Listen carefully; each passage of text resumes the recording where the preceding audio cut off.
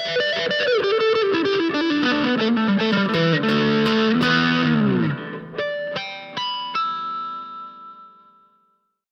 right, hey y'all. Today I'm with Curtis, and we're going to be talking about the Deleuze and Guattari's 1,000 Plateaus, specifically the 13th plateau, 7,000 BC, Apparatus of Capture. Now, before we get into that, Curtis, why don't you tell me a bit about yourself? Like, what do you do? Sure. Well, I'm a PhD student here at Western. My work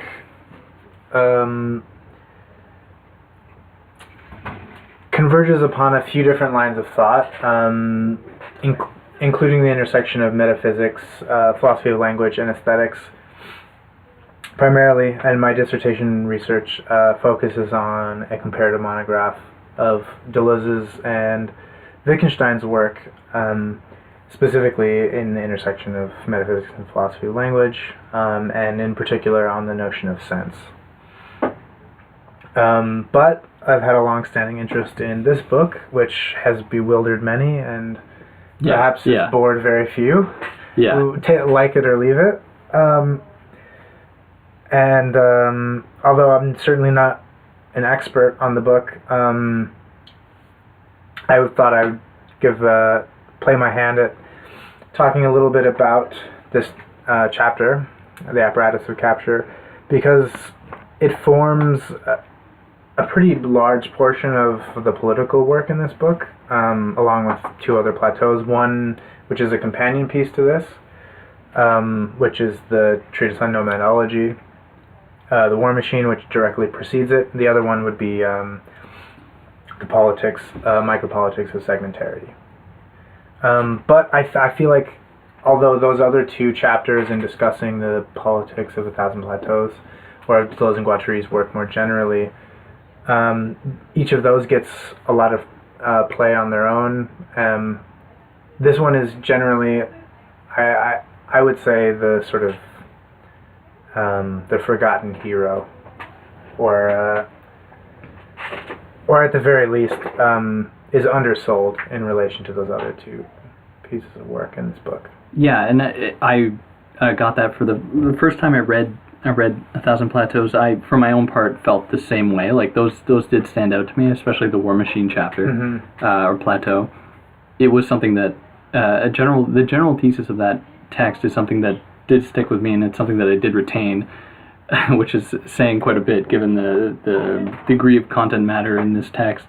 To actually say that there's a specific thing I took out of it would mean that it was pretty important, at least in my mind.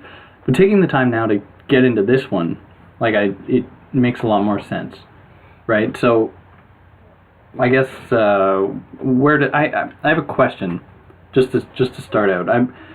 Why 7,000 BC? Yeah, well, that's a good place to start, I think. We might want to jump back and sort of contextualize things a bit. But, yeah, please. But I do think it is important. So for those unfamiliar with 1,000 Plateaus, each plateau or chapter in the book starts out with a date. They give a sort of rationale for this, but basically each date represents a sort of like galvanizing moment about the concept that they're introducing, the primary concept that they're introducing in that particular chapter. And this chapter, Apparatus of Capture, comes with the date 7,000 BC. Now, like I said, I'm not an expert on the book, so I haven't tracked down every reference, but if I were to guess, because a large part of this book centers around the historical typology of political formations, my guess would be that 7,000 BC is a sort of generic date that stands in for the sort of hypothetical origination of the state apparatus or state power. Particularly if I were, again, to take a stab at it, I would say probably it represents the origin of the Egyptian civilization, which is commonly thought to emerge around 7,000 BC, but it could equally be Sumer or the Indus River Valley civilization, any of these early imperial states that form in the Fertile Crescent around that time. Right. So, I guess from there, thinking about the distinction that they make right off the bat between the two forms of, I guess governance, where on one side, and they elaborate on them much more as it goes through, but just kind of starting off, we have the two sides being one occupied by the one-eyed man and then the one-armed man. Yes. Or the magic emperor and the Jesuit priest king. Yes. So, and really, I this is going to be a learning experience for me, so I'm going to ask some rather naive questions. But thinking about this point, 7000 BC, a very kind of a magical moment, let's say, is there a shift from one of these systems or one of these modes of governance to another at that point, like hypothetically, or sure. Kind of... So that's a good question. So the Plateau introduces what they want to call two poles of the state, or the two poles of political sovereignty. This they're taking from the work of a comparative mythologist named Georges Dumézil, who studies Indo-European myths across different cultures. So he looks at ancient Indian myths. He looks at Roman mythology. He looks at the mythology of the Nordic peoples and Germanic peoples, and he finds across them that they have myths that function to tell a story about political sovereignty, and that these center around two different kinds of figures, both of which are necessary to sort of constitute political sovereignty. One, as you mentioned, is they call the magician emperor, and the other is the jurist priest. Both of these figures come to play different functional roles within the state, or they represent these roles. So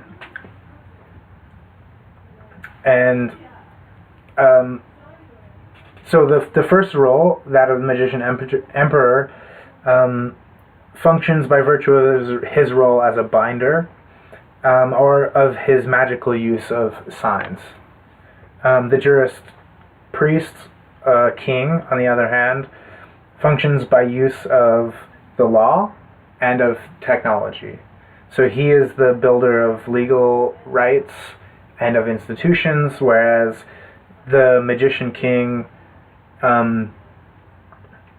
functions by way of what they want to call binding or magical capture. This will get fleshed out in a lot more detail as the chapter goes on. Yeah. But these are the two poles of the state, as attested by these ancient myths, and they're going to use these to sort of navigate the relationship between the origin of the state and its relation to different kinds of social formations throughout history, and then further on down the road, how this essence that's created by these two poles, which they're calling the apparatus of capture, becomes formative for the development of surplus value and thus of capital.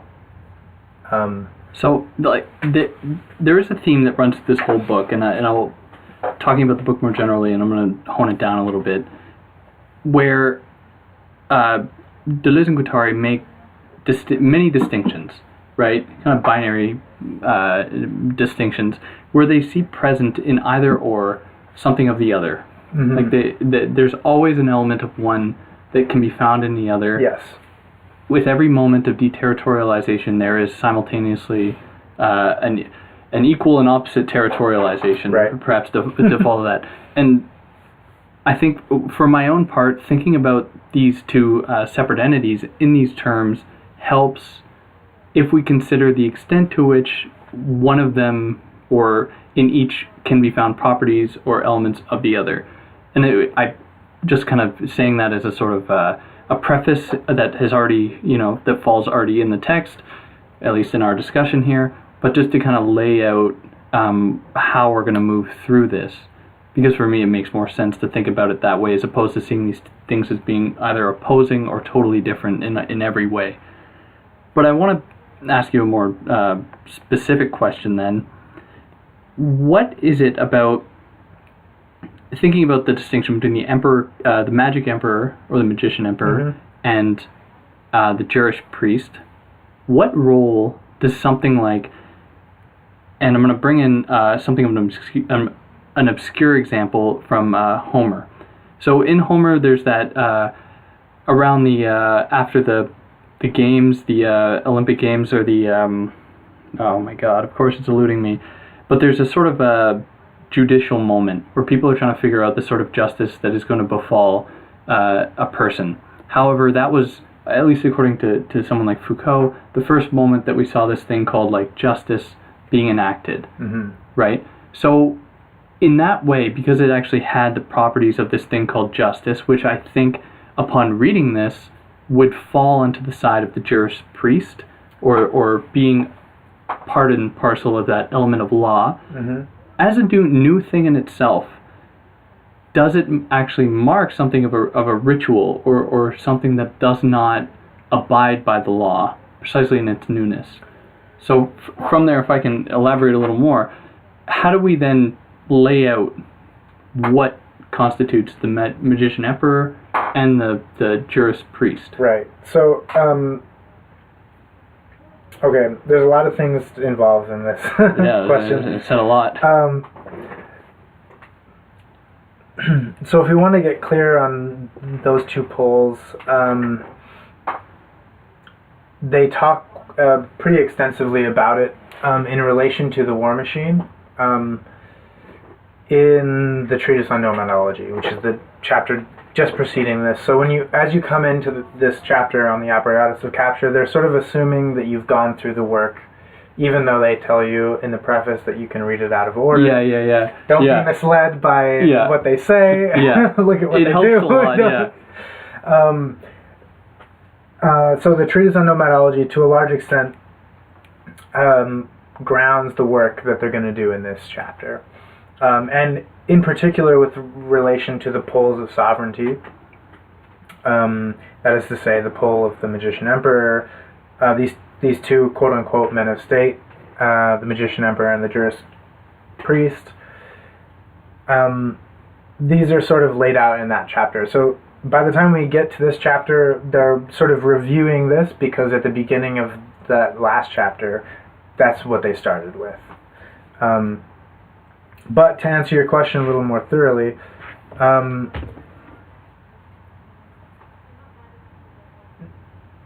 there is a question of law here that is unique to the state, as it is, which throughout the book, and obviously they've taken from a large tradition by the point at which they're writing this, but which they're going to call logos, more or less. This includes a whole lot of things that I'm not going to get into for reasons that'll take us too far afield.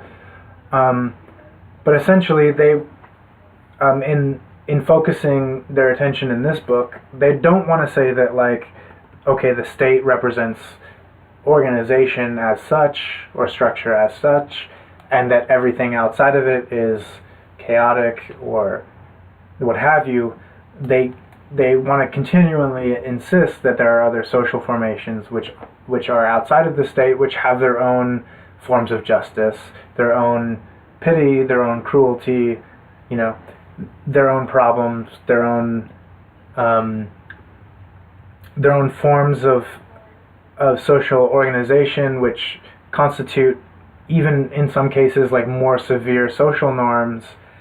What they really want to talk about with relation to the state apparatus is what it does in relation to these other social formations, namely formations like what they come to call the war machine, or formations that you would find in hunter-gatherer societies, or in so-called primitive peoples. And so that's where they're going to start, and they're going to use what they understand through their readings of of history, of archaeology, of ethnology or anthropology, and of political economy.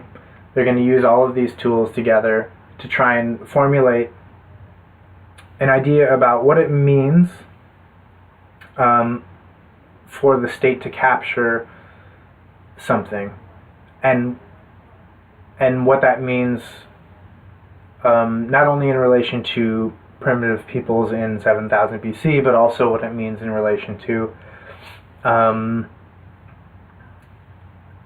various historical formations, up to and including capitalism, as what they want to call an axiomatic. So, I'll ask another question, a more broad one, but I don't want you to be restricted to this question. How does it go from, these two poles to this thing called the state? How does the state come about in relation to that, and what position does it stand in relation to those two poles? So at the time that they wrote this is a really great question. I think it gets at the heart of what they're trying to do in the first half of this chapter. So what I'm taking your question to mean is a question about how does the state come about and what does it do in relation to these and these so-called primitive or these sort of social formations that exist before the state appears. Right. Does it conjure them away, or does it sort of transpose them and then they come out in other forms? Yeah. So the basic thesis of the first half of this chapter is, at least at the time in which it was written, very controversial in relation to what the traditional narrative about the emergence of the state, which we must remember that in the 20th century and before, the state formation was associated with notions of civilization, with notions of civility, with notions of social progress in relation to previous social formations. And thus, a big part of the historical justification of colonial power in the West was that we had a progressive social formation that was better organized than other kinds of social formations, and that therefore we had a right to colonize these other people in virtue of our greater civility or our greater civilization.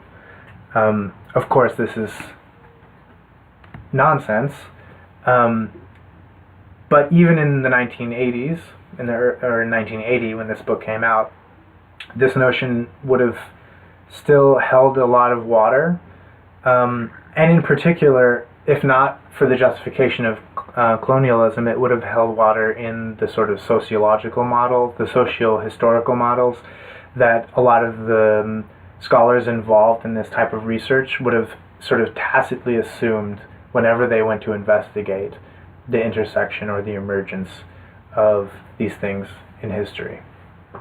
So their thesis is a controversial one, but it's basically this: that the progressive developmental model of social formations that we've come to understand through the kinds of works that they're talking about, that is to say, that there were at some very early stage in human history, hunter-gatherers. They used stone tools.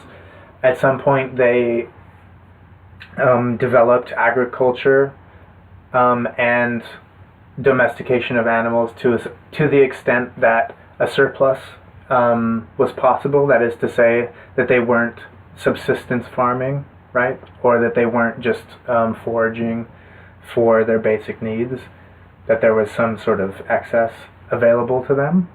This provided the basis for an economic stock, and that stock in turn provided the basis for the specialization of labor. And that those things all put together were what was required for the special functions of the state as the producer or author of of organs of power. So the jurist priests who are responsible for the creation of the law, they're not spending their time farming, right? They're doing astronomy, and they're trying to provide ethical codes or codes that govern exchange or marriage rights or religious rights, right? These kinds of things. By the same logic, you have a merchant class that emerges out of this, right? And you also have a trades class, a class that focuses on manufacture rather than the production of food. And from this you get things, although they're going to contest this if you go back and read the treatise on nomadology, but it is often assumed that metallurgy is a product, that is to say, the Bronze Age emerges because of state formations as well. So this is the sort of like argument that the classical archaeologists and social historians of large-scale political and social formations would wield. What they're going to argue is that that's not true at all, and that the state precedes all of these developments that are traditionally associated both with the conditions of possibility of the state and with the things that the state supposedly provides that weren't possible before it.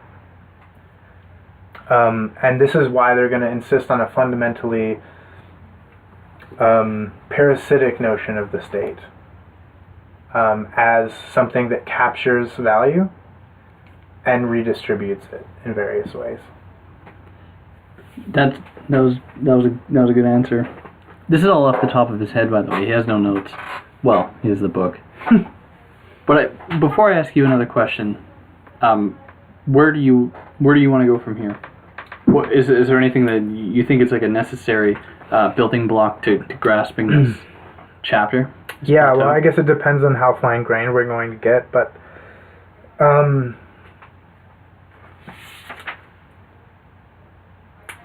I mean, I could go into more detail about the sort of general outline that we've just gone through, or we could put some of the conceptual scaffolding back onto this that they would, like, so the lexicon that they're working with and all that sort of thing. If some listeners are reading this for the first time, they might not be able to pick out exactly what I'm talking about through the text because they use a very specialized language that I'm not using right now. Yeah.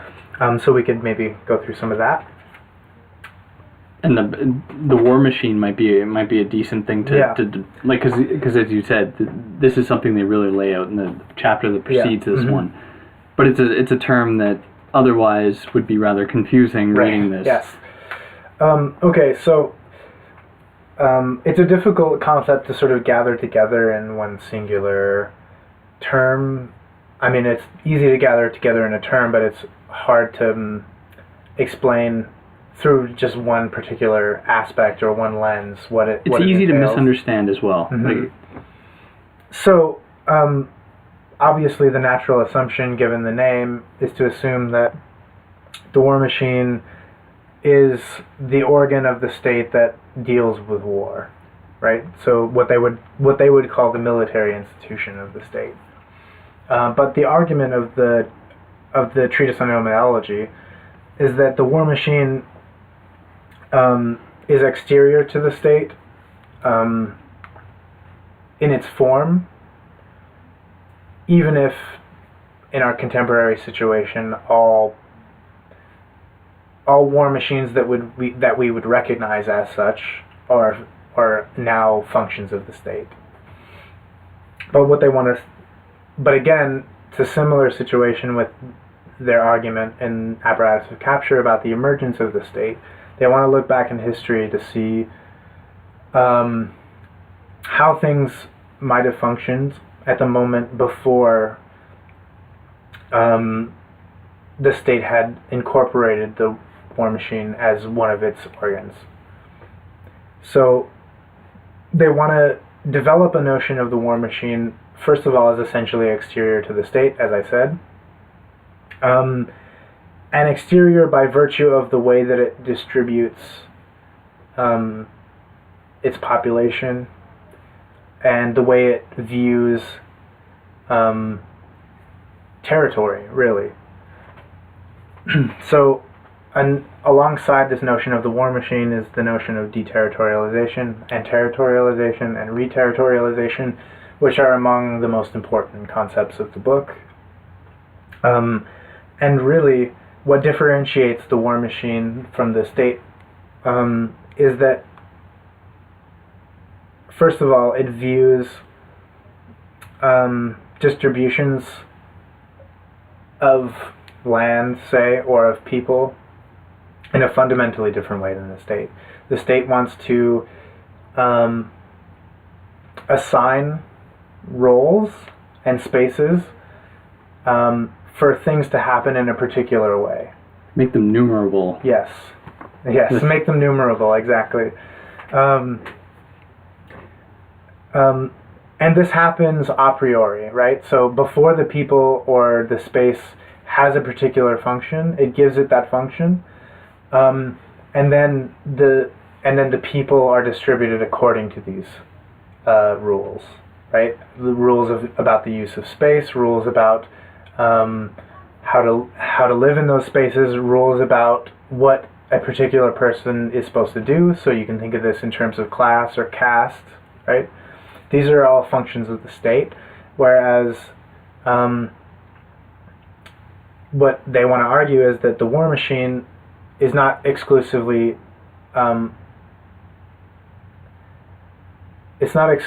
tied to its relation to war, but rather that it gets its character of war by virtue of its relation to the state, either as being in conflict with the state at a particular moment or as being incorporated into the state. And that function is something that's applied to it, or is something that it takes on as a necessary response to its interaction with the state. But fundamentally, the war machine views itself nomadologically, if you want to call it that, or it doesn't, the functions that the elements of the war machine take on aren't pre-inscribed by virtue of a central authority in the war machine. And so war as an element, or as an aspect, or as something that could characterize the war machine is only relative to its interaction with the state, for example, or with some other party in which it's with which it's in conflict. Whereas once it becomes incorporated into the state, war becomes its exclusive function, because that's what is capturable by virtue of the state. Right? That's what is useful to the state, and that's the function that the state is going to insist on the war machine having. Nevertheless, what they want to say is that if you look carefully at political affairs, both ancient and modern, the military institutions of a state are always the most, or the least stable, I should say. And this is precisely because this originary volatility of the lack of functioning, specific organic function of the war machine still insists, even in the military institutions. So that this is why, for example, in modern states, there is always with unstable governments, there's always this risk of a military coup, for example, or the various sort of to and fro of power relations in modern states where where the sovereignty of a particular part of the state is in question. So, I'll throw a thesis at you here, and I think it's one they'd agree with, but I'd be wondering to see what you think. Where the way in which, actually, to back up a little bit, the war machine very bluntly precedes the state. Yeah, it's exterior to the state. I'm careful not to say that it precedes the state because it's not more original than the state. But we can say that the war machine plays a part in the construction of the state. Yes, insofar as it represents one of its formative functions, namely... Even if it operates as like a point of negation, or that thing that stands opposed to it. Today, like you'd said, the way that I would understand, or at least first reading this, thinking about the war machine, you think of a military-industrial complex, or like forms of like neo-imperialism, stuff like that. It seems to me then that precisely because the war machine does house something, in the way that they describe it, something of an indeterminacy, there is an effort or a strategy employed by the state, at least in the way we can see it manifest today, that strives to purge the war machine of that sort of indeterminacy in favor of mobilizing it in war for the sake of war, giving it a face in that way. But can the war machine, as that indeterminate type figure, ever be truly eradicated? And that's a good question. I mean, there's you don't have to answer that. It's something I was thinking about. We don't have to linger on that for too long if you don't want to. But well, it seems to me that the sort of the poles. I would say no, not once and for all. I mean, there might be a relatively placid period in the history of some particular state where the war machine doesn't pose any particular threat. That is to say, the military institution is fully on board with the prerogatives of the state, etc. But I don't think, because you have to understand also that the war machine isn't tied to the institution either, right? Yeah. So it might be that the state always needs to be on guard in relation to its military institutions precisely because of this threat. Which is why, for example, I'm from the States, but this is why, for example, there is separation of powers in the U.S. Constitution. It's precisely because of the threat of the war machine. It's not because they think that the Senate is going to start a revolution. They get nothing done anyway. But anyway. Yeah, we don't have to labor on that too much, but I would say that if it, at least in our current situation, if something like the war machine were to pose a threat to the sovereignty of a state, at least in the Western First World, the global North, if I think is a better term maybe, but I would say it's not going to come from the military institution. It's going to come from elsewhere. That volatility is going to... So that's interesting, because they also, when thinking about this thing called like primitive societies, right? For them, they don't want to see it as being like something of there being like a telos, where it's like you start out with the primitive societies for hunters and gatherers, and it will inevitably lead to this thing called like organization of the state. Rather, they see primitive societies as being counter states, or the thing that stands opposed. So I come to this from your suggestion that that sort of resistance to the state, as we can see it manifest today, would come from like outside. Yeah. And I wonder what kind of role that would serve.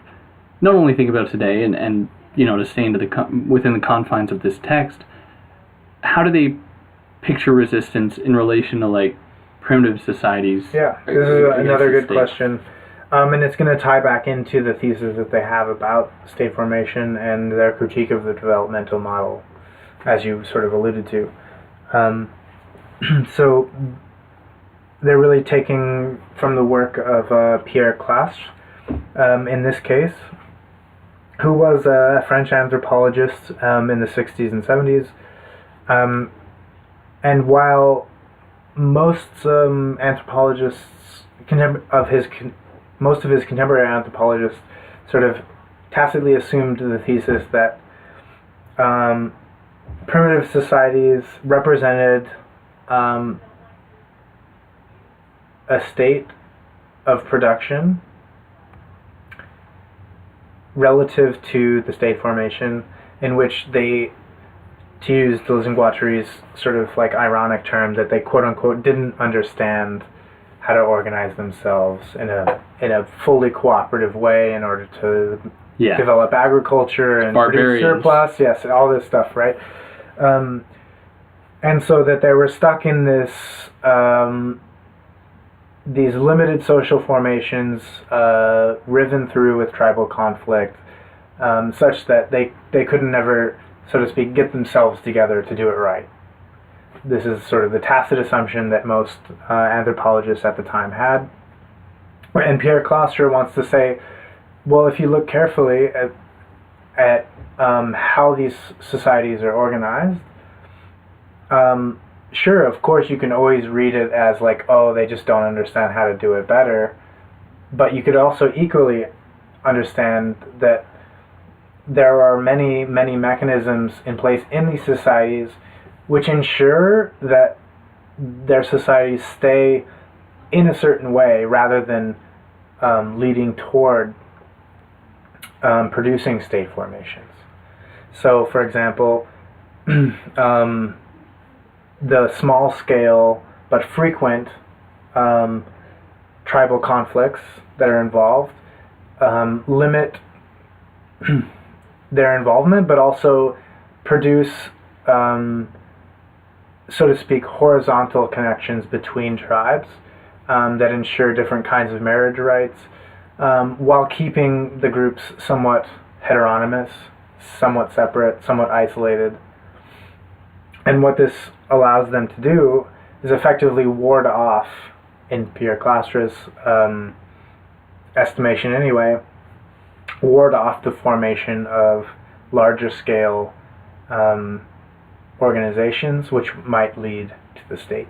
Now, he's not claiming that they know that they're doing this, but what Deleuze and Guattari want to really radicalize is the idea that they are doing this, and that what they're warding off is sort of like an eminent, what they want to call an eminent threshold of consistency, right? That inheres within the social formation itself, in relation to the state. So they give an account of the exchange networks that these kinds of societies have, and show how a lot of the previous work that had been done in relation to this have mistaken those exchanges as sort of like prototypical forms of gathering together the kinds of economic relations that would be required in a state formation. But they show how the actual estimation or the common value, because you have to remember that they're not using money. This is a direct barter situation between these societies, in which the common value is itself the thing that wards off the formation of these larger scale organizations. So I have a question, but before that, do you want to see this go anywhere else? Like, are you on like a certain train of thought? Well, we can keep going and show how eventually this leads to the state as well. But because I have a question I think would be pretty simple to answer, but it's really confusing to me. I'm not. So hopefully it'll be difficult for you. And I have to read a passage for it, and this is on page 429 of my version, which I think is the same as yours here. Where they say that everything is not of the state precisely because there have been states always and everywhere. Mm-hmm. What does that mean? How can everything is not of the state, but states have been always and everywhere? Right. So, I mean, they're drawing on some at the time that they're writing this, very, very recent archaeological findings. In particular, this a site in Anatolia called Çatalhöyük. But there have been more since they wrote this book, and in particular one that goes back even quite a ways further than the stuff that they were looking at. But again, this has to do with the relationship to the developmental model that was sort of the consensus of the time about how the state represented a phase of social organization that represented progress in relation to former social formations. So what they want to say is that the developmental model doesn't work precisely because if you look at the archaeological record, the state goes back further and further and further. Yeah. The more we look, the farther back it goes. 7,000 BC, so they're like... and it goes back to the extent that it's no longer recognizable that agriculture preceded the formation of the state, which is one of the sort of linchpins of the developmental model. Yeah, it's haunting, really. Yeah. And this is true even to the extent that in some recent findings, in particular at a site called Göbekli Tepe, there have been what most people consider the cornerstones of a state apparatus, which is to say some form of public religion rather than ancestral religion. That is to say, like a state religion, and also large scale distributions of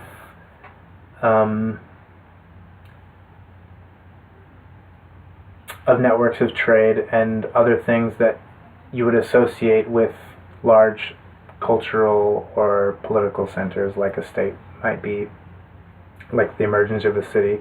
But in the case of Göbekli Tepe, they're strict hunter-gatherers, right? They're not even like in some transitional phase between foraging and the partial domestication of animals. So, I mean, it comes to confirm their thesis in an even stronger way than they knew at the time in which they were writing this. Yeah. So basically, what they're going to argue for is a little difficult to wrap your head around. Not because, of course, the state, pushes back in time, but what they want to say is that because it's pushed back in time, it's not just a matter of it being older, but rather the whole problem changes. And it changes precisely because of the economic and social ramifications of that age. That supposedly the state couldn't exist within this framework. Was the old hypothesis. And what they want to say is actually the things that you're attesting to as the conditions of possibility of the state, in some ways the state is the condition of the possibility for these other things to happen, which is a haunting and somewhat depressing fact. Scratching my head. I'm gonna press you on that a little bit, not because I disagree, but I wanna see what you mean by that. So I think, like, I totally agree that at the time, and I think even today, like, there is a tendency to think like that the state kind of emerged as a response to like barbarity, or as a response to like the discovering or the discoverment or whatever of the human as animal, or the human as something other than what it can possibly be. Right. And then the state was that thing that developed. So and then they're like, no, that's not it, right? Right. So, I mean, the poster boy for this usually is Thomas Hobbes, of course. Yeah, that was who has given an account of what he calls the state of nature, as opposed to the state proper. Yeah. In which, he calls life in the state of nature nasty, brutish, and short, and equates it to a war of all against all. And so, in the estimation of Thomas Hobbes, the power of violence is given over to the state in order that the violence doesn't become perpetual. Right. Right. Yeah. In relation to every individual against every other individual. And we can already see here the sort of foggy traces of the war machine floating off in the distance, but, dimly viewed by Hobbes and misunderstood, misconstrued. Yeah. Because that power of violence is, of course, the power of the war machine, which is given, in quotes, given to the state. Yeah. But this is the so-called the miracle of the state. Yeah. Is its power to assume the position in which it appears that everything is authored by it, right? It appears as if, and this is what they want to call magical capture in this chapter, right? It appears as if this is what they call in an earlier work of theirs, Anti-Oedipus, the miraculating function of the state, because it appears miraculous that everything just flows forth from the state, fully formed. And so their goal in this chapter is to really demystify that function and to show exactly how the state captures things and what that means for the things that it captures. So the state itself is not necessarily a moment, in that it didn't just sprout up at 3,000, 7,000 No. BC, right? Which isn't to say that it's like an eternal truth either, obviously. No. Yeah. There was something of a development of the state, where the state itself obviously changed and developed over time. But one of the constitutive elements of it is precisely that ability to adapt, but it's an adaptation that comes about through the apparatuses of capture. Yeah. Yeah, so I have Hence the title of the Plateau. Yes, so that is what they're going to presuppose and then try to work through. And this is what they say about it. So they say, thus in every case, the war machine seems to intervene between the two poles of the state apparatus. These are the two poles that we mentioned before, of the magician emperor and the jurist priest, since they have differentiated functions within the state apparatus itself. So there needs to be some principle of relay between them. And in many cases, through work of various authors that they cite in the early part of the book, they show how the war machine, besides being the organ of war for the state, also serves this purpose of relay. So the war machine seems to intervene between these two poles of the state apparatus, assuring and necessitating the passage from one to the other. But then they say the following: we cannot, however, assign this schema a causal meaning, which is to say, we can't assign the fact that either the state is the cause of the war machine because it needs this relay, or the other way around, the state precedes, or the war machine precedes the state.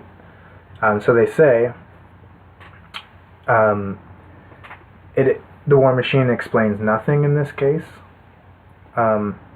with relation to cause. And the second point is that if there is an evolution of the state, the second pole, the evolved pole, must be in resonance with the first. It must continually recharge it in some way. By which they mean, if there is a development of the state itself once it appears, it must have some relation to this, what they want to call the unity of composition of the state, in spite of all the differences in organization and development among different states over time and across space. And so that unity of composition is the apparatus of capture. So they want to say this interior essence, or this unity of the state, is capture, or the words magical capture describe the situation well. But the question is, how is this capture to be explained then, if it leads back to no distinct assignable cause? Right? So no particular point in which the state emerges, even though whenever it appears fully formed. And that's really the goal of the chapter, to describe this sort of what they want to call the Urstadt. Right. Right. So that actually, if you can, like, elaborate on that, because in my very vulgar reading of it, I think just utopia in the most broad terms I could attribute to that. But if you'd care to elaborate a little more on the Urstadt. Okay, so the Urstadt is...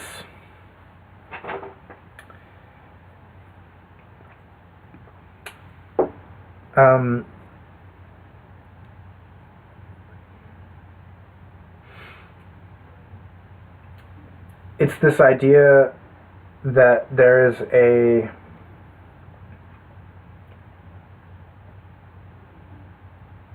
structural, they might not use this word, but there's a structural consistency to the form of the state which can take on extremely variable expressions. So the constitution of the state can exist as the threshold of a primitive, so-called primitive people, the thing to which their forms of exchange draw the limit so that they don't have to meet this threshold. It can represent the form of the imperial state, which ushers in a regime of machinic enslavement. It can transform itself into a so-called developed state. So, for example, in a regime of subjectification in relation to duty or contract, this would represent like a feudal regime, or even something like an absolute monarchy, as distinct from the despotic state or the regime of machinic enslavement, which is eminently public. So we have a distinction drawn there in terms of property.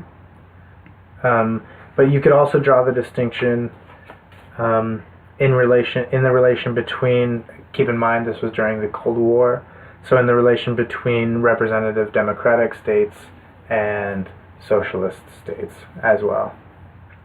And what they want to say is, why do all of these things, that is to say, why does ancient Egypt, why do the city-states of medieval Europe, why do the nation-states of the 19th century, and why do the socialist states of the 20th century, why do all these things deserve the same name?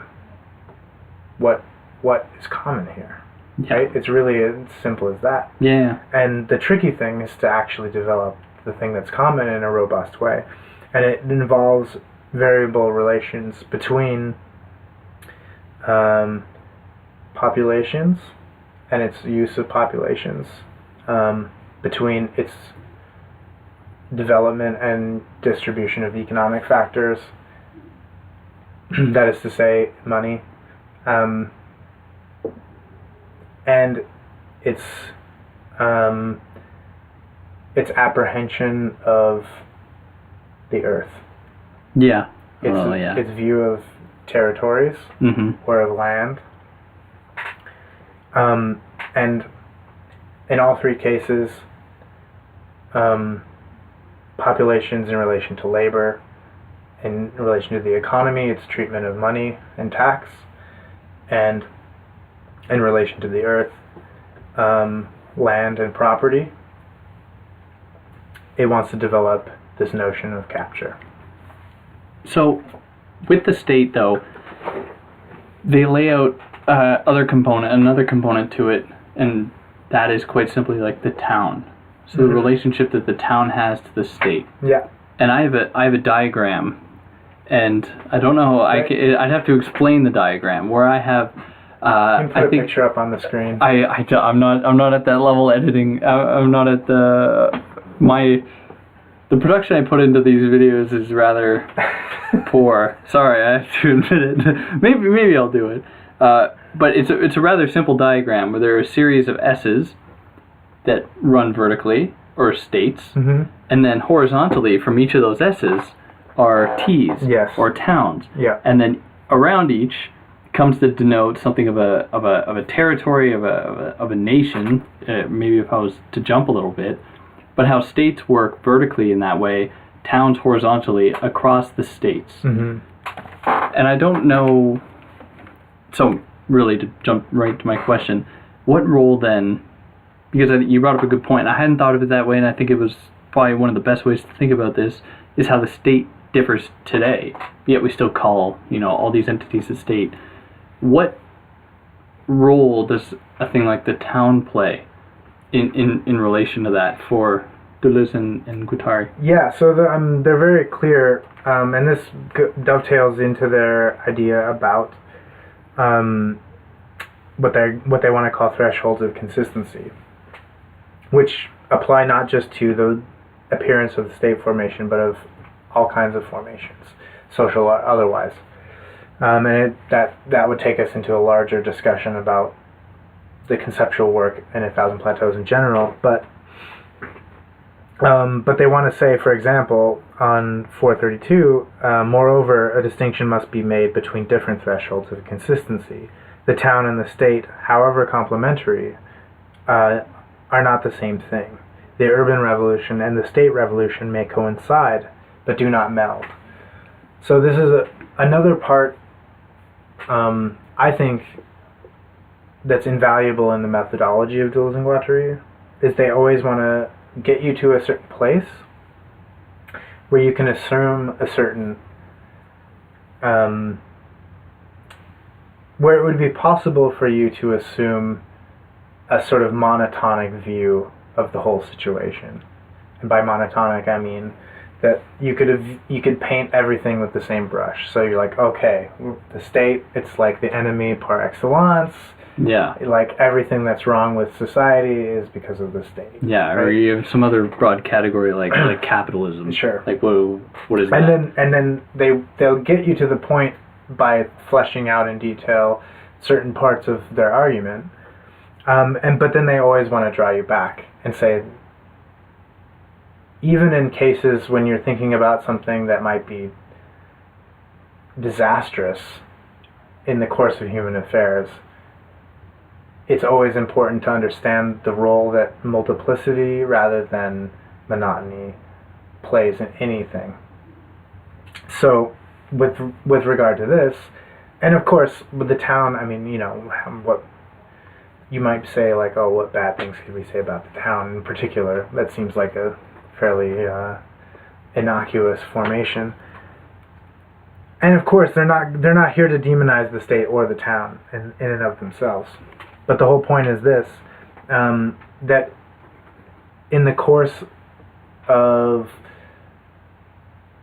the formation of the most important things in human history, it's always important to see in which ways certain contingent formations happen in a particular instance so that they come together to form things in the way that they do, right? So it's not a matter of, yes, in some sense there is this enduring notion of what a state is, which is typified not by its, not by some particularly determinative political organization. It's not determined by oligarchy or by democracy or any of the sort of formative classical determinations we might make about political states, but rather it's about the way that the sort of operations it can perform, and in particular its hegemony only came as a consequence of the contemporaneous emergence of other formations in which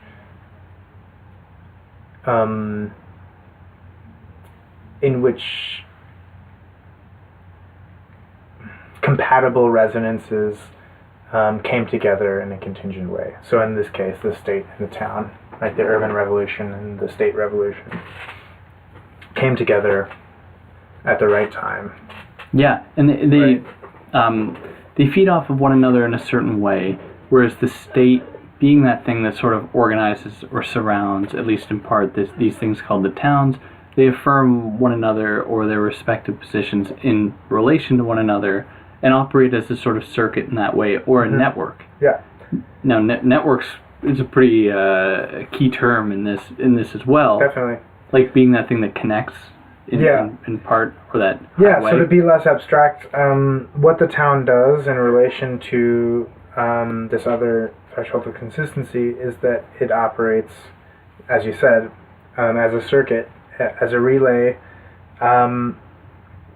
for goods and people, basically.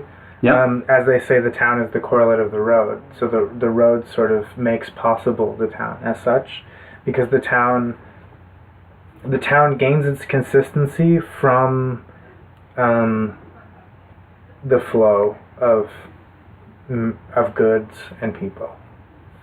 And without that, it's no longer a town. It isn't what it is. So if you think about, if you look at small towns in, I'm assuming Canada, but definitely in the States, there are always these points where it's very clear when you're entering a town and when you're exiting one, right?